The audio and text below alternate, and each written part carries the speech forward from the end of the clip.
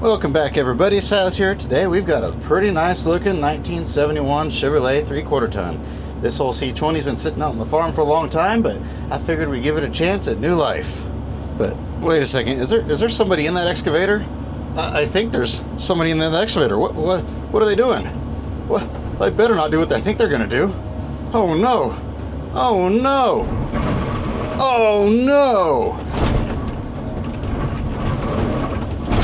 Oh no, and as the Kool-Aid man says, oh yeah!